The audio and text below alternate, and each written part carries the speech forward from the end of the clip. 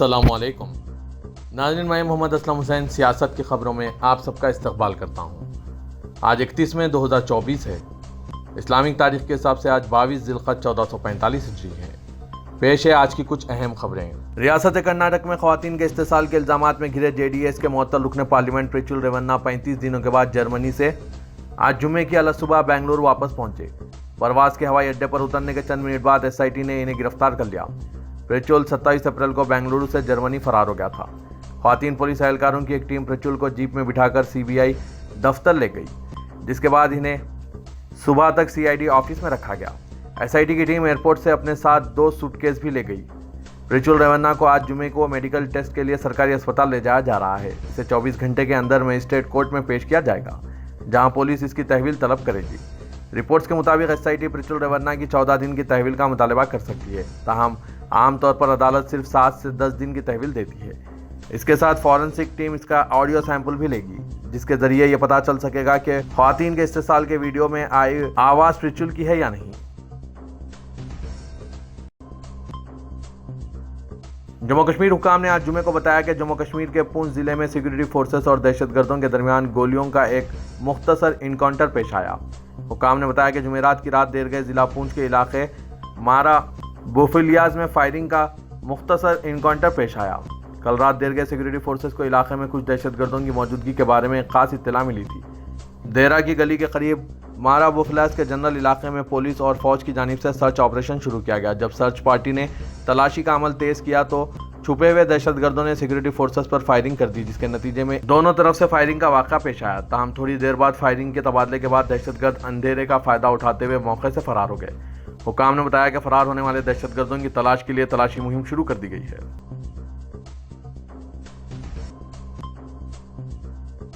आज 31 में जुमे को तंबाकू नोशी के इस आलमी दिन के मौके पर दुनिया भर के नौजवानों ने तंबाकू की सनत से मुतालबा किया कि वो इन मसनूआत को निशाना बनाना बंद करें जो इनकी सेहत के लिए नुकसानदा है। नौजवानों ने हुकूमतों से यह भी मुतालबा किया कि वो इन हेरा फेरी से बचाने के लिए पॉलिसियाँ अपनाएं, बशमुल नुकसानदा मसनूआत की मुसलसिल मार्केटिंग। वर्ल्ड हेल्थ ऑर्गेनाइजेशन के रुकन ममालिक ने 1987 में 31 मई को तंबाकू नोशी के आलमी दिन के तौर पर नामजद किया, ताकि तंबाकू की आलमी वबा और इसकी वजह से होने वाले अमवात और बीमारियों की तरफ तवज्जो मबज़ूल कराई जा सके। इस साल तंबाकू नोशी का आलमी दिन हम सब से बच्चों को तंबाकू की सनत की मुदाखलत से बचाने का मुतालबा करते हैं। दुनिया भर के नौजवान तंबाकू की सनत से मुतालबा कर रहे हैं कि वो इन मसनूआत को निशाना बनाना बंद करे जो इनकी सेहत के लिए नुकसानदा है। WHO इलाकाई डायरेक्टर बराए जनूब मशरक़ी एशिया साइमा वजीद ने यह बात कही। वो हुकूमतों पर जोर दे रहे हैं कि वो तंबाकू और मुतालिका सनतों के जोड़ तोड़ के तरीक़ों से इनकी हिफाजत के लिए पॉलिसियाँ अपनाएं। चूँकि दिल्ली सख्त गर्मी और हीट वेव का सामना कर रही है, RML अस्पताल में हीट स्ट्रोक के मरीजों का मौसर तरीके से इलाज करने के लिए खुसूसी इंतजाम नाफिज किए गए हैं। RML में एमरजेंसी मेडिसिन की सरबराह डॉक्टर सीमा ने फौरी और अहम देखभाल के इक़दाम के बारे में बात की और कहा कि हीट स्ट्रोक के मरीजों के लिए हॉस्पिटल में बर्फ़ से भरे इन्फ्लेटेबल टब लगाए गए हैं। डॉक्टर सीमा बालाकृष्णा वासिंग HOD एमरजेंसी मेडिसिन RML ने कहा, RML अस्पताल में अगर कोई मरीज़ हीट स्ट्रोक का नाजुक हालत में आता है तो इसे रेड जोन में ले जाया जाता है। लोकसभा इंतखाबात के लिए तकरीबन 2 माह तक जारी रही इंतखाबी मुहिम जुमेरात की शाम 6 बजे ख़त्म हो गई। शदीद गर्मी और एक दूसरे के खिलाफ सियासी जमातों के तंज़िया बयानात और शोरगुल से भरी इंतखाबी मुहिम थम गई। अब 7वें और आखिरी मरहले में 1 जून को लोकसभा की आखिरी 57 सीटों पर वोट डाले जाएंगे। ये सीटें मुल्क की 8 रियासतों में फैली हुई है। इसके साथ ही उड़ीसा असेंबली के चौथे और आखिरी मरहले में 42 सीटों के लिए भी वोटिंग होगी। इंतखाबी मुहिम में BJP की ज़ेर-ए-क़यादत हुक्मरान इत्तेहाद ने अक़रबा परवरी, खुशामद पसंदी और बदउनवानी पर कांग्रेस और दीगर जमातों पर मुश्तमिल इंडिया इत्तेहाद पर हमला किया, जबकि अपोजिशन ने BJP की ज़ेर-ए-क़यादत हुकूमत पर इंतखाबी बॉन्ड्स में बदउनवानी, मजहबी तकसीम की सियासत और अपोजिशन लीडरों के खिलाफ तहक़ीक़ाती एजेंसियों के इस्तेमाल के साथ साथ आइन को तब्दील करने के मनसूबों का इल्ज़ाम लगाया। आम इंतखाबात के 7वें मरहले के लिए NDA और अपोजिशन इंडिया इत्तेहाद के स्टार प्रचारकों के अलावा इनकी इत्तेहादी जमातों के लीडरों ने अवामी जलसों और रोड शोज़ वगैरह के जरिए अपने उम्मीदवारों के लिए भरपूर मुहिम चलाई। लोकसभा इंतखाबात के आखिरी मरहले की मुहिम खत्म होने के फौरन बाद वज़ीर-ए-आज़म नरेंद्र मोदी जुमेरात की शाम तमिलनाडु के कन्याकुमारी पहुंच गए और साहिल समंदर पर वाक़ पुरदेवी कन्याकुमारी के मंदिर में पूजा की। वज़ीर-ए-आज़म यहाँ हस्ब ऐलान 48 घंटे की साधना के लिए आए हैं। वो विवेकानंद राग मेमोरियल में जुमेरात की शाम से 48 घंटे की उपासना कर रहे हैं। इससे कल मोदी केरला के दारुकुमार त्रिवंतापुरम से हिंदुस्तानी फिजाइया के हेलीकॉप्टर में यहां सरकारी गेस्ट हाउस के अंदर बनाए गए हेलीपैड पर पहुंचे। यहां कुछ देर आराम करने के बाद वो भगवती अमन मंदिर गए जो साहिल समंदर पर वाक़ है। मंदिर के पुजारियों ने वज़ीर-ए-आज़म नरेंद्र मोदी का रिवायती अंदाज में इस्तकबाल किया और इनसे खुसूसी पूजा करवाई।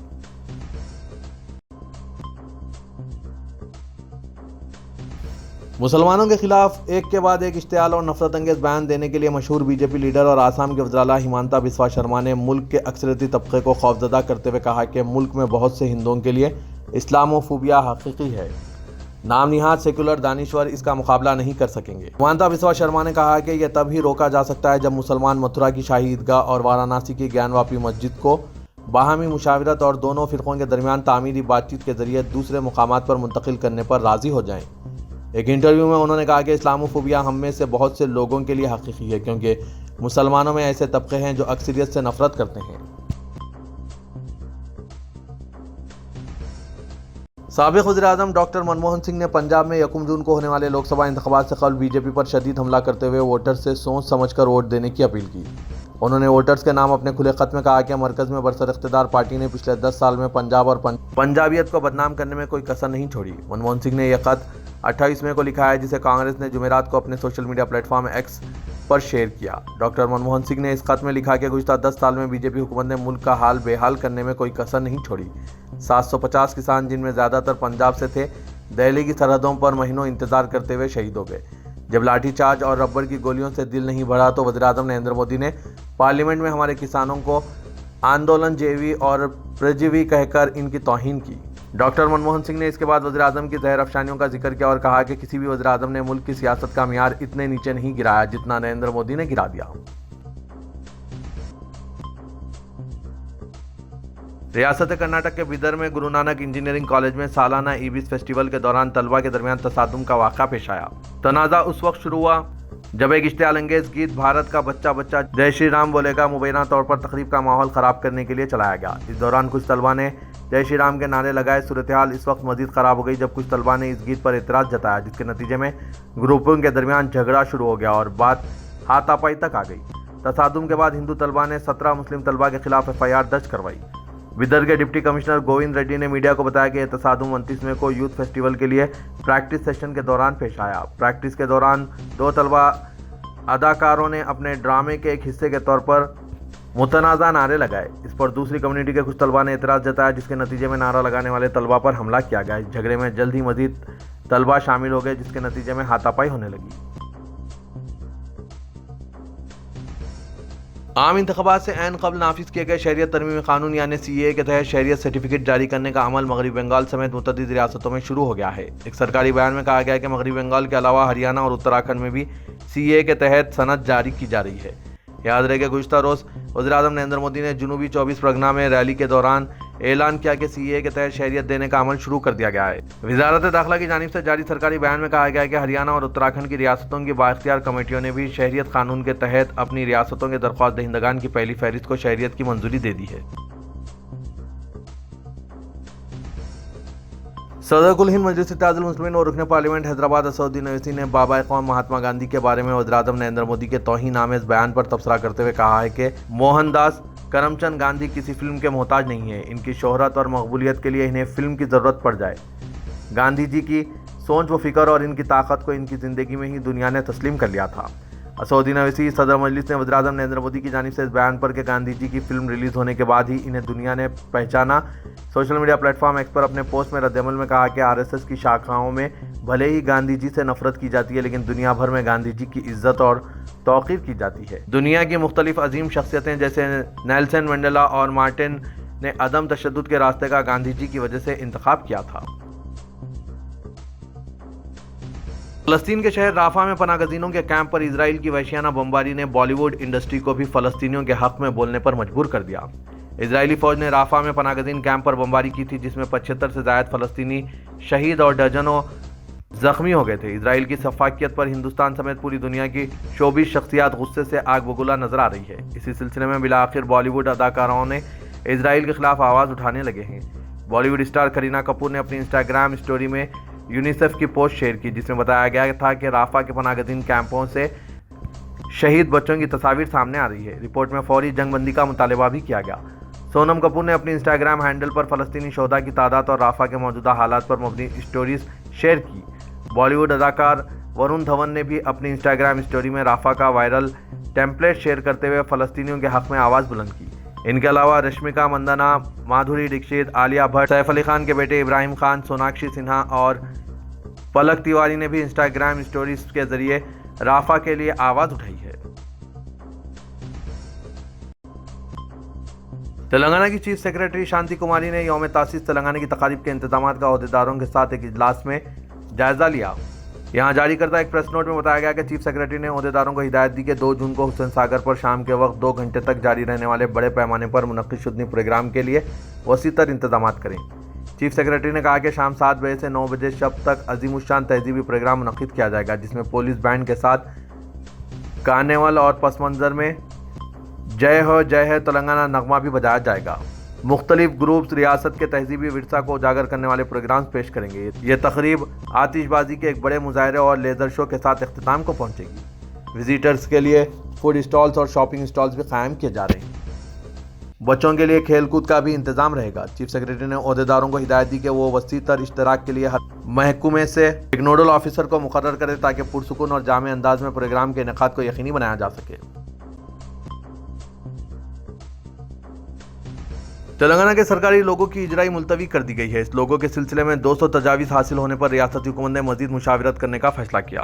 قبل ازیں یوم تاسیس تلنگانہ کے موقع پر ریاستی ترانے کے بشمول لوگو جاری کرنے کا فیصلہ کیا گیا تھا۔ تازہ طور پر سرکاری ذرائع نے کہا کہ صرف گیت ہی جاری کیا جائے گا۔ موجودہ طور پر عمل کیے جانے والے نشان کو ہٹانے کا ریاستی کابینہ نے فیصلہ کیا ہے۔ اس پر رودرا راجیش سے چیف منسٹر ریونت ریڈی اور بعض دیگر نے تبادلہ خیال کیا۔ انہوں نے بعض نمونے تیار کیے۔ عوامی زندگی، جمہوریت، تلنگانہ تحریک کے جذبہ، شہداء کی قربانیوں وغیرہ کی عکاسی پر نیا ڈیزائن تیار کیا گیا۔ ریونت ریڈی نے اسے اپنے کابینہ رفقا، پارٹی کے ارکان اسمبلی اور ارکان کونسل کو دکھاتے ہوئے ان کی تجاویز اور مشورے حاصل کیے تھے۔ ریونت ریڈی نے حتمی لوگوں کی تیاری کا فیصلہ کیا۔ مزید صلاح و مشورے حاصل کرنے کے بعد ریاست کے سرکاری لوگوں کو حتمی شکل دی جائے گی۔ BRS کے کارگزار صدر و سابق ریاستی وزیر تارک راما راؤ نے حکومت کے سرکاری نشان میں کی گئی تبدیلیوں بشمول تاریخی چار مینار اور کاکتیہ کمان کو نکال دینے کی کوششوں کے خلاف چار مینار کے پاس احتجاجی ریلی نکالی۔ اس موقع پر انہوں نے انتباہ دیتے ہوئے کہا کہ سرکاری لوگوں سے چار مینار اور کاکتیہ کی کمان کو نکالنے کے خلاف BRS ریاست گیر احتجاج کرے گی۔ انہوں نے حکومت پر الزام لگایا کہ وہ گزشتہ 10 سالوں میں ہونے والی ترقی کو چھپانے کی کوشش کر رہے ہیں۔ ریاست کی 10ویں یوم تاسیس کو شایع نشان طریقے سے منایا جانا چاہیے۔ KTR جو سرکاری نشان میں چار مینار کو ہٹانے کے خلاف دھرنا دینے کے لیے چار مینار پہنچے تھے، وہاں انہوں نے اردو میڈیا سے بات کرنے میں تساہلی برتی۔ ان کے ساتھ موجود ان کے سیکورٹی گارڈز نے اردو میڈیا کے رپورٹرز کے ساتھ بدتمیزی کی۔ اردو میڈیا رپورٹرز کو ڈھکلنے کا واقعہ پیش آیا۔ KTR اردو میڈیا سے بات کرنے کے لیے تیار نہیں تھے۔ کافی اصرار کے بعد انہوں نے صرف 2 باتیں کہی اور پھر چلتے بنے۔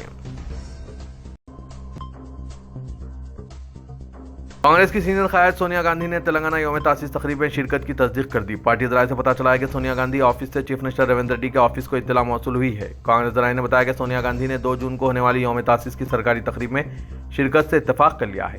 ان کے دورے تلنگانہ کے تعلق سے مکمل شیڈول کی اجرائی کا انتظار کیا جا رہا ہے۔ واضح ہے کہ حال ہی میں چیف منسٹر ریونت ریڈی دہلی پہنچ کر سونیا گاندھی سے ملاقات کر کے انہیں 2 جون کو تلنگانہ کی 10 سالہ یوم تاسیس تقریب میں شرکت کی دعوت دی تھی، جس کے بعد دہلی میں چیف منسٹر ریونت ریڈی نے میڈیا سے کہا تھا کہ سونیا گاندھی ان کی دعوت پر تقریب میں شرکت سے اتفاق کیا ہے۔ تلنگانہ میں جمعرات کو موسم گرما کا گرم ترین دن ریکارڈ کیا گیا۔ منچریال میں سب سے زیادہ درجہ حرارت 47.2 ڈگری ریکارڈ کیا گیا۔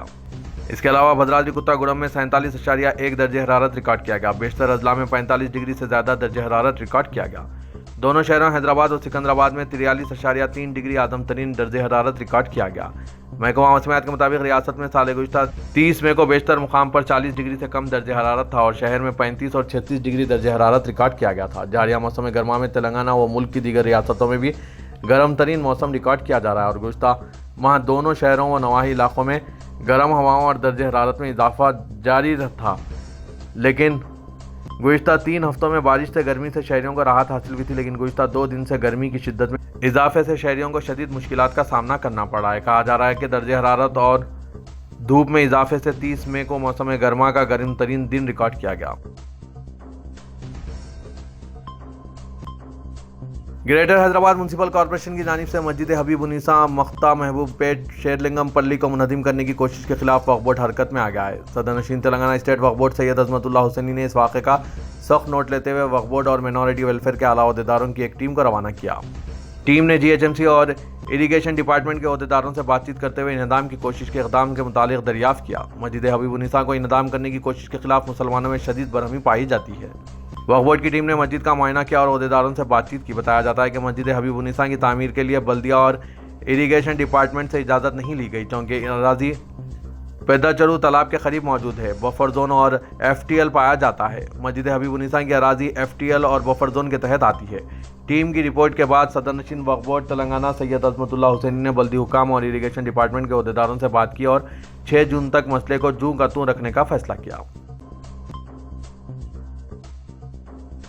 تلنگانہ کا دارالحکومت حیدرآباد ملک کے ان سرکردہ 3 سرفہرست شہروں میں شمار کیا جانے لگا جو مہارت کے مرکز کے طور پر ترقی حاصل کر رہے ہیں۔ ملٹی نیشنل کمپنیوں کے ملازمین اور ان کو حاصل سہولتوں کی بنیاد پر سروے کرتے ہوئے رپورٹ تیار کرنے والی کمپنی کی جانب سے کیے گئے سروے میں اس بات کا انکشاف کیا گیا ہے کہ ہندوستان میں صلاحیتوں کے فروغ اور صلاحیت کے اعتبار سے ملازمت کے حصول کے علاوہ معیار زندگی کے اعتبار سے جن شہروں کی نشاندہی کی گئی ہے، ان میں نوی ممبئی، حیدرآباد اور پونے کو سرفہرست شہروں میں رکھا گیا ہے۔ KPMG کی جانب سے تیار کردہ اس رپورٹ میں بتایا گیا ہے کہ حیدرآباد، نوی ممبئی اور پونے کو اس فہرست میں جو مقام حاصل ہوا ہے، اس کی بنیادی وجہ ان شہروں میں موجود موقع، آب و ہوا، رہائشی سہولتیں اور معیار زندگی کی بنیاد پر کیا گیا ہے۔ مطالعاتی رپورٹ کے مطابق چنئی، حیدرآباد اور دہلی کو رہائشی اخراجات میں ملک کے دیگر شہروں سے کم اور بنگلورو، گروگرام اور پونے کو رہائشی اخراجات کے اعتبار سے سب سے زیادہ بتایا گیا۔